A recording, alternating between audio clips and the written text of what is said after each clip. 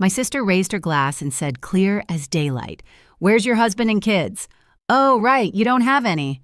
The laughter that followed wasn't loud, but it cut deep, my parents smiling like it was harmless fun, my fork frozen midair. I'd spent years paying their bills, saving their home, and now I was the punchline at their table. I set my spoon down, looked my sister dead in the eye, and said, "Where's your money?" "Oh, right, I've been supporting you."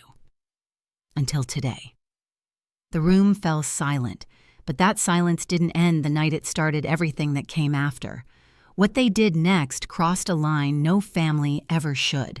Before I tell you what that silence led to, tell me, where are you listening from? So I know I'm not the only one who's ever been laughed at by their own family. And when you've heard the rest of my story, tell me, what would you have done if you were sitting at that table? I'm Grace Whitaker, 32, a UX researcher living in Seattle's Capitol Hill. From the outside, my life looks steady, clean apartment, stable job, quiet mornings. But what most people don't see is where half my paycheck goes. It disappears into the same black hole it's gone into for years, my family. My mother, Linda, was a nurse until her heart surgery forced her into early retirement. My father, Thomas, used to teach economics before moving into consulting, which usually means waiting for calls that never come. And then there's my sister, Brooke, 4 years younger. Bright, charming, endlessly adored. She calls herself a fashion influencer, though what she really influences is my bank balance. Rent, credit cards, car repairs, her texts always start the same way. "Hey sis, can you help me just this once?" I used to tell myself that's what good daughters do. They keep the lights on the house from foreclosure, the family from falling apart. I thought that if I just kept giving one day, they'd see me as more than their backup plan. Every Sunday, I drive an hour south to Tacoma for family dinner. My mother insists it's tradition: roast chicken, mashed potatoes, something sweet at the end. The house still smells the same, like coffee and old wood polish.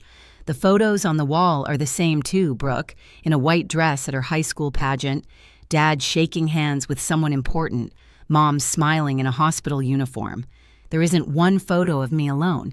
I'm always standing at the edge, half cropped out, the reliable one who showed up late because she had to finish work first. I don't complain. I bring wine, I help clean up. I ask about their week. They talk about Brooke's latest partnership, about Dad's potential client, about Mom's pills being too expensive. When the meal ends, Dad pats my shoulder like a colleague, not a daughter, and says, "Thanks for keeping things steady." Some nights on the drive back to Seattle, I tell myself this is just how families are: messy, imperfect, needy. Other nights I grip the steering wheel so tight my knuckles ache, because deep down I know it's not love that keeps me paying their bills. It's guilt, the kind they raised me on. That's why I didn't see the dinner last Sunday coming. I thought it would be like every other one small talk tension hidden under polite smiles.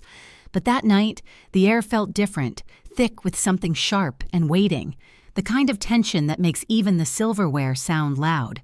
That Sunday, the table looked the same as always: chicken steaming in the center, a basket of rolls, wine glasses catching the amber light. But the warmth felt wrong, stretched too thin. My mother talked about Brooke's latest fashion event, how she'd been invited to a designer party in downtown Seattle. My father added something about great exposure and how proud we should be. I smiled, said all the right words, but my chest felt tight. Exposure didn't pay rent. Pride didn't erase the thousands I'd wired to keep her credit score alive. Brooke leaned back in her chair, phone in hand, scrolling as she half listened. Her laughter, sharp, dismissive, broke through my silence. "You know, Grace, you should come to one of those events. Maybe you'd finally meet someone." She looked up with that grin that never reached her eyes. "Where's your husband and kids, anyway?" "Oh, right, you don't have any." For a heartbeat, no one moved. Then Mom laughed. Soft, high-pitched, the kind she used when she wanted to smooth things over, but this time it carried something else. "Agreement," Dad chuckled too, shaking his head. "Don't tease your sister," he said lightly, but there was a smirk tugging at the corner of his mouth. I felt the world narrow. The smell of roasted garlic, the ticking wall clock, the clink of silverware, they all blurred into a hum.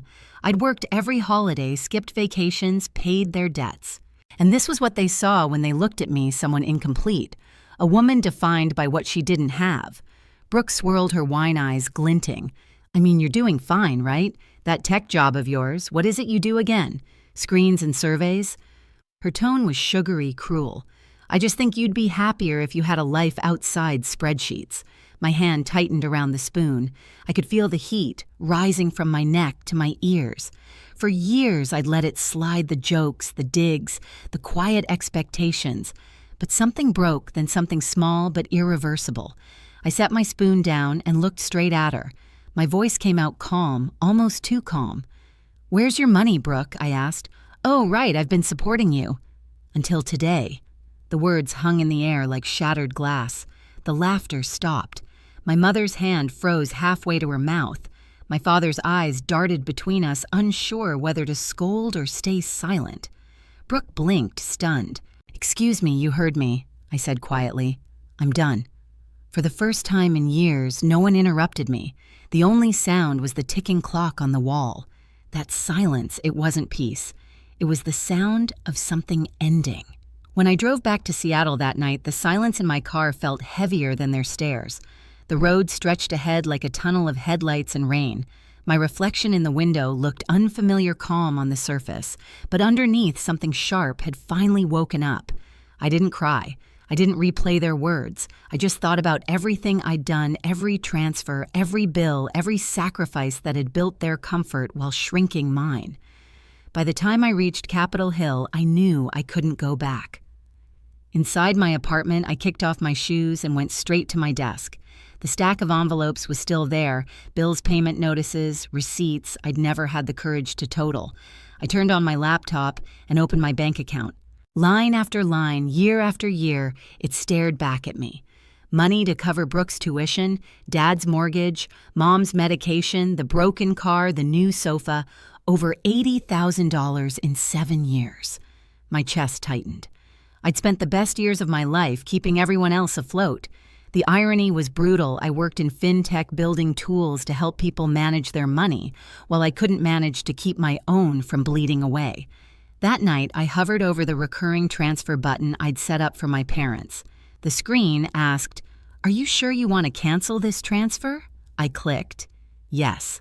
It was just one click, but it felt like cutting a cord that had strangled me for years. I sat back exhaling for what felt like the first time in forever. The next morning, my phone started buzzing before I'd even finished my coffee. Mom first. "Sweetheart, did something happen? The mortgage payment didn't go through." Then Dad. "You forgot the house transfer." Then Brooke. "Hey, can you Venmo me rent's due?" I read every message, every guilt-laced word, and put the phone face down. By evening, there were voicemails, Mom's voice trembling, Dad's angry, Brooke's half accusing, half begging. By the end of the week, the calls turned desperate. "You can't do this to your family. You owe us after all we've done. You're being dramatic." I didn't respond to any of them. Instead, I started saving everything, the messages, the bank logs, the receipts, not out of spite, but because something inside me whispered that this wasn't over. Then came the text that confirmed it. "Come home Sunday. We need to talk." No greeting, no question, just an order. I stared at the message until the screen dimmed. My pulse slowed. If this was the war they wanted, I'd stop pretending I didn't know how to fight. "Fine," I whispered to myself. "Let's talk." Sunday came gray and cold. The drive down to Tacoma felt different this time. No guilt, no need to rehearse polite answers. Just a steady, deliberate calm. I parked in front of the house I'd spent years saving from foreclosure. The paint was peeling, the porch light still flickered, and the same curtains hung in the windows. Nothing had changed, and yet everything had. When I stepped inside, the air felt heavy with tension and coffee. My mother was setting the table, her movements brisk, avoiding my eyes. My father sat at the head of the table like a judge, hands clasped. Brooke leaned against the counter, scrolling her phone, pretending not to care. "Grace," my mother said without looking up, "we can't live like this. The mortgage, the bills, you know how hard it is for us." I hung my coat over the chair. "I know. I've known for 7 years. Dad's tone was sharp. "Don't start. This family depends on you, and you've always helped. Why stop now?" I met his eyes. "Because it's not help if it's expected. That's called obligation." Mom dropped the napkin she was folding. "You're being cruel." "No," I said quietly. "I'm being honest." Brooke snorted, still looking at her phone. "Wow, someone's found their backbone. Congratulations, sis." I turned toward her. "You know what's funny? You mock me for not having a husband or kids, but you've lived off me like I'm your second parent." Her head jerked up. "Excuse me." Mom jumped in, flustered. "Enough, both of you. Brooke's still finding her footing. You can't expect her to be as responsible as you." My laugh came out dry. "That's exactly the problem. You never expected her to be." Dad slammed his hand on the table, the sound sharp as glass. "Watch your tone. We're your parents. Show some respect." I met his glare steady and calm. Respect is earned, not demanded. He rose slightly as if to intimidate me, but I didn't move. For a moment, no one spoke. The tension was so thick it felt like the air itself could shatter. Then Brooke spoke again, her voice dripping with venom. "You think you're so much better because you make a little money. Please. Without us, you'd have no one." I took a breath. "That's the difference, Brooke. You need people to define you." "I don't." Her face twisted. "You're pathetic. You'll die alone with your spreadsheets." I smiled faintly. "Maybe, but at least I'll die debt-free." Mom gasped. Dad muttered something under his breath and Brooke stormed toward me. "You selfish." Before she could finish, I reached into my bag and pulled out a thick folder. The sound of paper hitting the table snapped her words in half. "What's that?" Dad demanded. "Records," I said. "Every payment I've made for this family since I started working, over $84,000. Tuition, mortgage, credit cards, repairs, even the new couch you're sitting on." Brooke rolled her eyes. "You're keeping score now." "No," I said evenly. "I'm keeping proof." Mom's voice shook. "Grace, that's not necessary." "It is," I cut in. "Because what happened after that dinner last week wasn't just a misunderstanding." Dad frowned.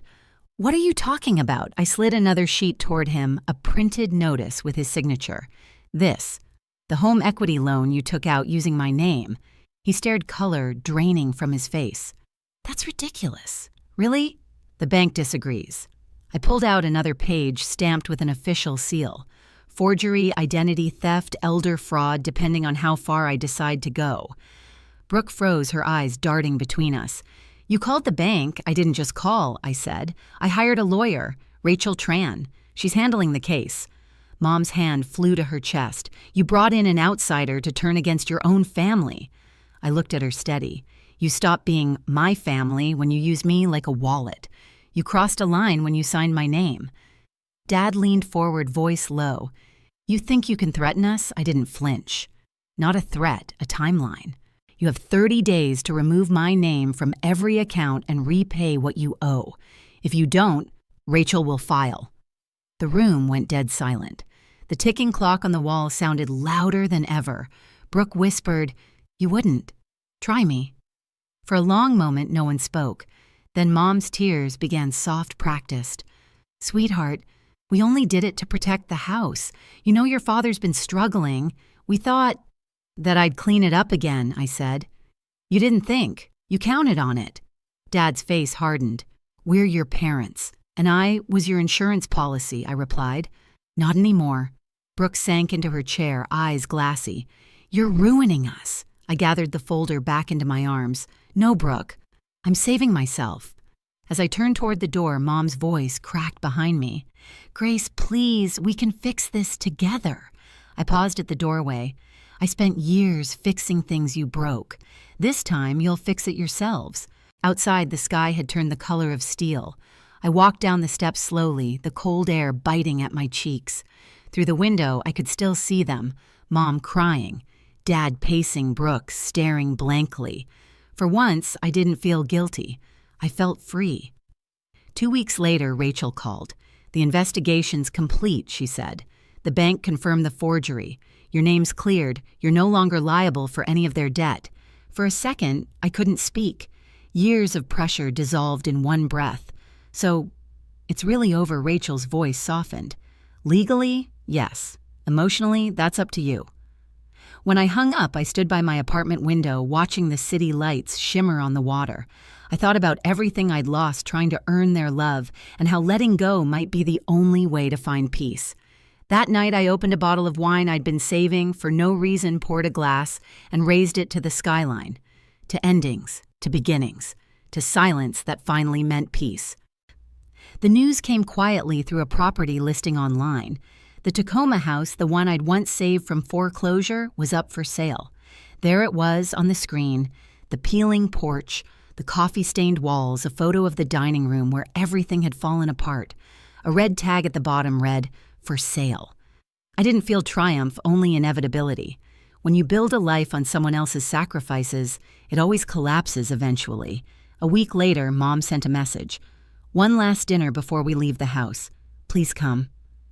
I hesitated, then went. Not out of guilt, out of closure. When I arrived, the rooms were stripped bare, boxes stacked high, the smell of dust replacing Sunday roast. My father looked older, his voice quieter. Brooke sat silently, phone face down for once. We ate without small talk, without pretending. Afterward, I finally spoke. "I'm not cutting you out of my life," I said, "but I won't be your safety net anymore. If you fall, you get back up on your own." No one argued. For the first time, silence didn't feel like war. It felt like understanding. When I left, I paused at the doorway and looked back. The house that had held so many years of resentment seemed smaller now, almost fragile. Driving back to Seattle, I rolled down the window. The wind was cold, sharp, and clean. I thought of all the things I'd finally made room for: my own savings, my own peace, my own future. In the weeks that followed, I focused on work, took a promotion, and signed up for a night course I'd been putting off. My life was no longer divided into what they needed and what was left of me. It was mine again. Sometimes I still think about that night, the laughter, the silence, the line I finally drew. For years, I thought love meant sacrifice, that being the good daughter meant carrying everyone else. But real love doesn't drain you. It doesn't demand your peace as proof. Now, when I sit in my Seattle apartment and see the sun slide over the skyline, I don't feel bitterness, just calm. I learned that saying no isn't cruelty, it's self-respect. If you've ever been the one holding your family together while they tore you apart, I want to hear from you. Tell me where you're listening from and what line you had to draw. And if this story hit home, subscribe because there's more to tell.